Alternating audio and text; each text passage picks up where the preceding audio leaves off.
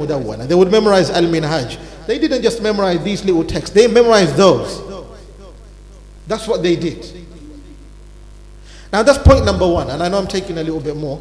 But I don't want to promise. I'll finish with this. One last thing I would mention to you. I would have gone for at least another half an hour. But I don't want to. Another thing. Nowadays, for one to say that this is the correct fatwa and I will follow this just because it makes sense to them, in reality it's not because it makes sense. It's because it's easier for them. Even if this deen was built upon ease, but the Sharia does not want hardship for you. The Sharia wants ease for you, but in what way? Mathalan, you are supposed to wake up to pray Fajr. Is Fajr easy? I'll be honest with you. I literally slept yesterday at 3 a.m. Why did I sleep at 3 a.m.? I had a dars. Literally, I came from a class. I was at home by 2:15. I'm hungry. I have to wait. I can't eat. It's very late. I went to bed. By the time I sleep, it's 3. At 4, I'm awake. I have to come to the masjid. I only slept for 1 hour. That's it. Was it easy? No, it's not easy. Why am I relating this to you? So you may realize I'm just any other human being like you. You don't have to go anywhere further and say, the ulama did it. No, you can do it. I'm not saying this to you to be proud. Trust me, it's hard. And I'm telling you it's hard. It's not easy. It's extremely hard. But why do you wake up to come to the masjid? Why do you wake up to pray? It's because the Sharia wants ease for you. What's that ease?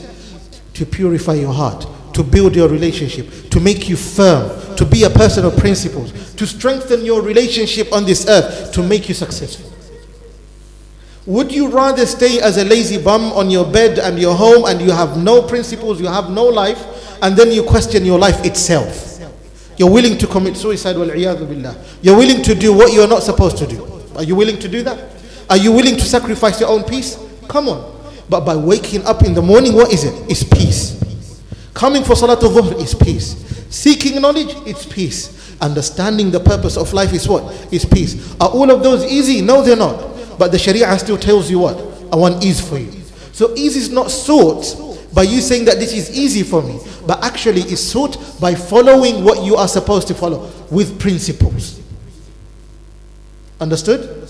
So when I'm teaching you this, I'm actually telling you clearly, I'm teaching you the Maliki madhab, no other madhab. I'm not going to come and tell you that, yeah, this is correct, this is wrong. No. This book is a Maliki book, and I'm teaching you the Maliki madhab. And I will show you the strength of it.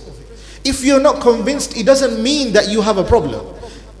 It means perhaps Allah is telling you this is not your madhab to follow. Allah wants for you another madhab. This is another point. Should you follow only one madhab and that's it? If you deviate and don't follow a madhab, or not follow a madhab, but if you deviate and follow a different madhab, you're gonna be following a wrong path. No. Does everyone have to follow one madhab? No. These 4 madhahib exist because it's a blessing in the ummah. Not everyone can follow one madhab. We mentioned this earlier. Last week we did. And for so many reasons. I'm not going to repeat them. Go back to the last previous class. You'll see it. In Darul Ummah Gozbrook, type that on YouTube. Go to the live section. You'll see this. You see the class. And all of these you're going to find them on Darul Ummah Gozbrook, inshallah. That's why I'm literally irritated and reiterating for them to put them live. So you may go back and study them again. Understood? That's point number 2.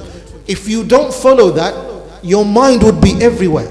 Now, your shaitan is easy to delude you like this because you don't have any ability to understand where did the scholars come up with this. Mathalan, for example, people follow touching your wife as long as it's not by desires. Even if you did it qasdan, basically deliberately, your wudu is still valid. Actually, not in every case. But then they say, Rasulullah ﷺ said this. I want to tell you this. But Imam Malik said otherwise because he doesn't agree with the hadith. Imam Shafi'i said, no, the chain of narration in the hadith is broken, is weak. Now, would you be better than Imam Shafi'i? Come on. Imam Shafi'i says, the moment you touch the other part, the other half, khalas, intaha. Your wudu is gone. You're finished. Because to him the hadith is not clear and is not valid because there's a problem with the narration. Because there is another narration which is stronger. He has a valid point, yes, because he was a man of hadith and he built his madhab on hadith. Hence he has a previous madhab and he has the new madhab. Old madhab and a new madhab. Because when he migrated to Egypt, he found that the hadith that he met there and found there are hadith which he didn't find in Mecca or Medina at the time when he was studying. Is that very clear? And all of these madahib were like that. So for you and I to say that, yes, this is what makes sense, I'm going to follow. How do you have the ability? Now coming to abilities, that's why I want to mention point number 3 is this. We said the word quru. Who remembers that we said the word quru? We did say the word quru, isn't it? We said the word quru. Some scholars understood that it means purity when it comes to a woman's menses. Some scholars say, actually it did not mean purity. It means a woman being in her menses. Where did they find this from? They found this from medieval poetry. The times of Jahiliyyah. They took it from that poetry. How did they find it there? It's because now let me ask you this. These scholars that existed then, Imam Malik and all of that. By the way, Imam Malik, he was what? He was Yamaniyul Asl. He was from Yemen. And not only that, he was from that pure Yemen. Imam Shafi'i, he was pure Arab. Imam Ahmad ibn Hanbal, pure Arab. Similar to whom? Imam Abu Hanifa. But some say he had Persian blood within him. However, they didn't require to study grammar, nor did they require to study morphology, nor did they require to study the principles of fiqh, nor did they need to memorize hadith.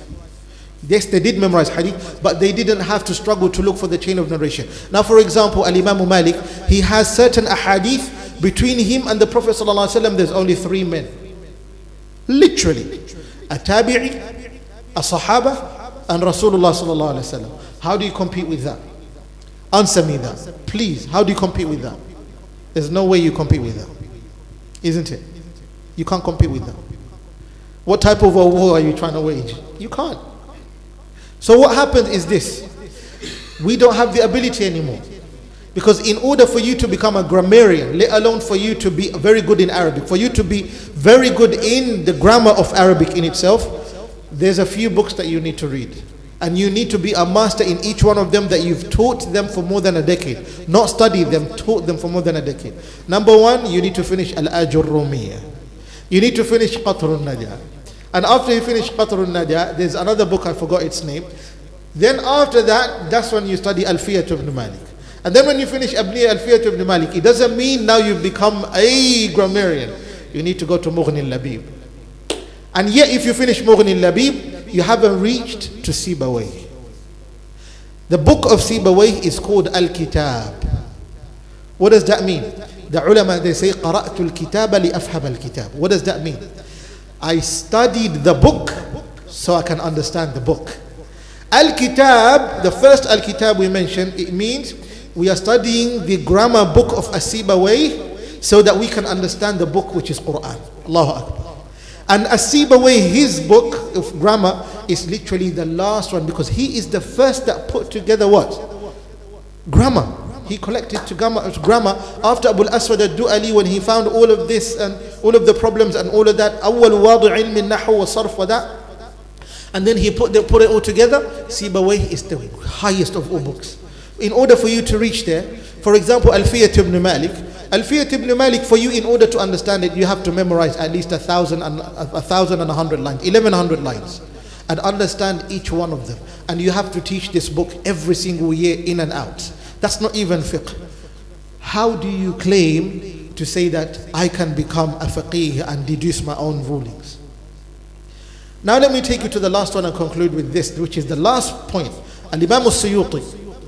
You've heard of Al-Imam al-Suyuti, صح? Have you heard of Al-Imam al-Suyuti? Al-Imam al-Suyuti, very famous. Al-Imam al-Suyuti, the grand Al-Imam al-Suyuti. No one can be like Al-Imam al-Suyuti, especially in our azmina.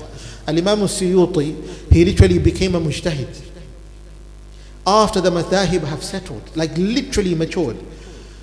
But then he said he's going to come up with his own madhab. Guess what happened next? Every single time he comes up with a ruling, a verdict on a fatwa, on a mas'ala, he ends up falling into the Shafi'i madhab. He ends up falling. Why?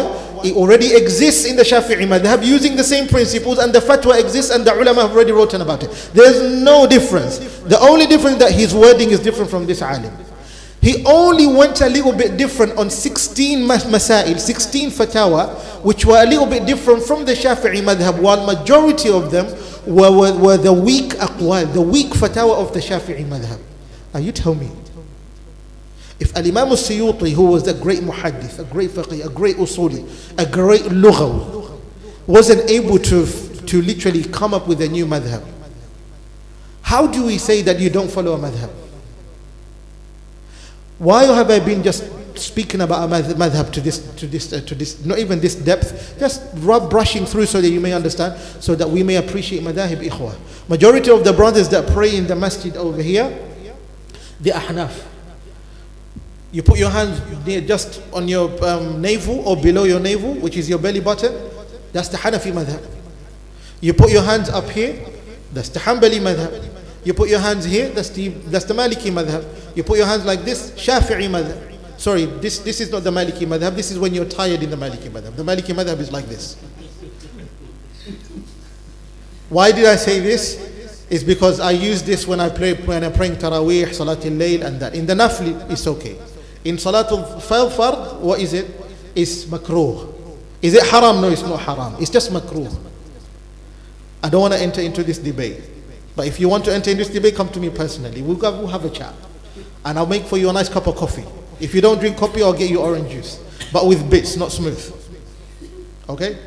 Tailored, with bits. Like that. Understood? So why was the Maliki madhab built on this? Why was the Shafi'i madhab built on this? Why was the Hanbali madhab built on this? The way, if you fold your hands up here, then you brought that up yourself. So remember, when everyone prays, they did not come up with their own madhab. All of these practices come from a madhab. When the brothers do this in salah and then put their hand down, that's the Hanafi madhab. When you do this, it's the Maliki madhab. When you do this after you say Ashhadu an la ilaha illallah and your hand stays like that, that's the Shafi'i madhab. Like this, it's the Hanbali madhab. Come on, ikhwan, you're still going back to madhab. How could you not appreciate a madhab? So you stick to a madhab, your mind becomes clear. Your conscience becomes what? Sane. And you're able to understand what you are studying. Hence, when you study this, it's much easier for you to understand, okay, I'm supposed to do this, I'm supposed to do this. But for many of the ahnaf of the brothers, I'm not going to tell you, let go of your madhab and come to my madhab if you're not yet convinced. Because remember this, if you come to the Maliki madhab, you're literally waging a war with your uncles. Because the sasas over here, mashallah, sometimes they're giving me a headache. But is it bad? No, we need the uncles in the masjid. Understood? We need the uncles in the masjid. If the uncles are not here, wallahi, the masjid will go quiet. Many of us are busy. If the uncles don't come, they don't close the masjid in the morning. Then we don't even open the masjid. We have an uncle, not even an uncle. We have 3 uncles here. If the other one is tired, the other one closes the masjid. Sah? For those who pray here, the musallin, who doesn't know? You know as well, isn't it? The uncles close the masjid. Without them, what happens? The masjid die. Because tomorrow you'll be an uncle, you'll be on that chair as well. Bear that in mind. Barakallahu feekum. So inshallah, in our next class, we're going to enter into the book and we're not going to come up with any discussion. Inshallah. And I'm going to tell you one of the beauties of this book specifically, which the ulama have spoken about, not in terms of what barakah it has, but how the book started basically. Why did it start in this manner, different from any other books? And why did it build like that? And then you see the similarities between this and the other books of the madhab, inshallah ta'ala. Wa sallallahu sallam wa baraka ala nabiyyina Muhammad wa ala alihi wa sahbihi ajma'in. If you have any questions, please do keep them to yourself and you can ask me them next week. Write them down. Barakallahu feekum. Assalamu alaikum.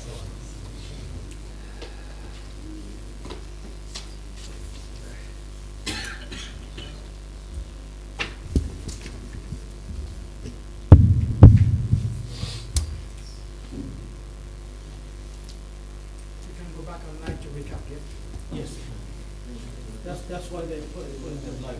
What's the Hadith? I had a lot of questions. Yeah, I had a lot of questions. Next week, inshallah. Write them down. No, but next week we start with questions. Let's start with straightforward. Straightforward, let's go into questions. Nurul is telling me this table is, I find it very perfect. Don't you? You know why? I don't like it when there's two big tables, or maybe tables are too high. They become a bit, you know.